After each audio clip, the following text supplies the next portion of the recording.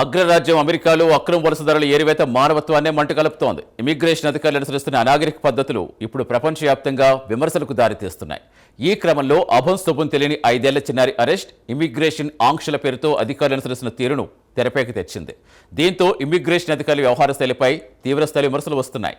బాలుడిని ఎరగా వాడుకున్నారని పాఠశాల అధికారులు ఆరోపిస్తుంటే డిపార్ట్మెంట్ ఆఫ్ హోంల్యాండ్ సెక్యూరిటీ ఈ ఆరోపణలు ఖండించింది. ఈ ఘటనపై రాజకీయంగా పెద్ద దుమారమే రేగింది. అమెరికా మాజీ ఉపాధ్యక్షురాలు కమలా హ్యారిస్ తీవ్ర ఆగ్రహం వ్యక్తం చేశారు. 5 ఏళ్ల బాలుడిని ఐస్ ఏజెంట్స్ ఎరగా వాడటం దారుణమని, ఇది తీవ్ర ఆవేదనకు గురి చేస్తుందన్నారు. అయితే ఈ ఆపరేషన్ ప్రస్తుత ఉపాధ్యక్షుడు జేడీ వ్యాన్స్ సమర్థించారు. చట్టం అమలు చేస్తున్న అధికారులకు తాము అండగా ఉంటామని స్పష్టం చేశారు. ఇందుకేం జరిగిందంటే, లియామ్ అనే 5 ఏళ్ల చిన్నారి తన తండ్రితో కలిసి స్కూల్ నుంచి ఇంటికి రాగానే వారి డ్రైవ్వేలో మాస్క్ ధరించిన ఏజెంట్స్ చుట్టుముట్టారు. బాలుడి కారులోంచి దించి ఇంట్లో ఎవరున్నారో తెలుసుకునేందుకు అతనితోనే తలుపు కొట్టించారని స్కూల్ సూపరింటెండెంట్ జెనా స్టెన్విక్ వెల్లడించారు. ఒక 5 ఏళ్ల చిన్నారిని ఎరగా వాడుకోవడం అత్యంత హేయమైన చర్య అని ఆమె ఆగ్రహం వ్యక్తం చేశారు.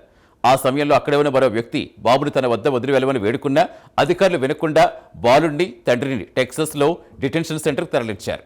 ఇక లియామ్ కుటుంబం విషయానికి వస్తే, రామోస్ కుటుంబం 2024లో అమెరికాకు వచ్చిందని, ప్రస్తుతం వారి అసైలం కేసు విచారణలో ఉందని వారి తరపు న్యాయవాది మార్క్ ప్రొకోష్ తెలిపారు.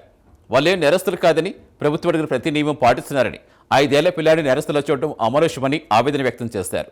ప్రస్తుతం లియామ్, అతని తండ్రి టెక్సస్లో ఒక ఫ్యామిలీ హోల్డింగ్ సెల్లో ఉన్నట్టుగా సమాచారం.